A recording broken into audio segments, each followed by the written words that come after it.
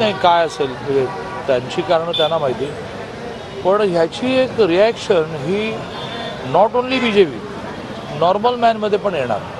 कारण देवेंद्रजी 5 वर्ष केवळ मुख्यमंत्री नव्हते, तर प्रत्येक प्रश्नाला उत्तर शोधणारे मुख्यमंत्री असल्यामुळे सर्वसामान्य माणसाच्या मनात त्यांच्याबद्दल खूप प्रेम आहे. त्यामुळे हुशार माणूस हा नेहमी तेच बोलतो, पण नीट बोलतो. हां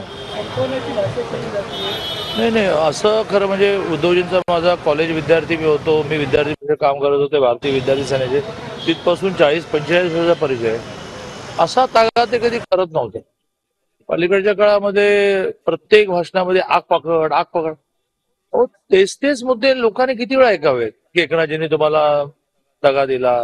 आता एकनाथजींनी तुम्हाला दगा दिला का तुम्ही अन्याय करत होता, त्याच्यामधून स्वतःची वाट स्वतः एकनाथजींनी शोधली. हा सर्वसामान्य माणसाला माहिती आहे ना की तुम्ही त्यांचा आत्मा हिंदुत्व नावाचा तो दावत होता.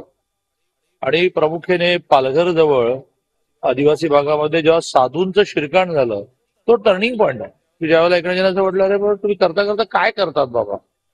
आणि त्यामुळे त्यांनी अन्याय केला का तुम्ही अन्याय केला, जग ठरवेल. पण किती वेळा त्यांनी अन्याय केला, त्यांनी फसवलं होतं, किती वेळा म्हणणार.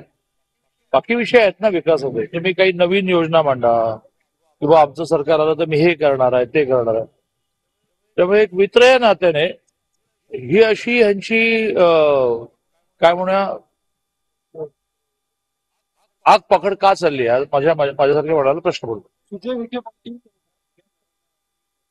आवडी किंवा संघटनेमधून त्यांना विधानसभेचं तिकीट दिलं जाणार नाही आमच्याकडे तो माणूस जास्तीत जास्त इच्छा व्यक्त करतो. आता सुजय विखेंना माहित नाही, निर्णय पक्षाने करायचा असतो, पक्ष निर्णय करेल.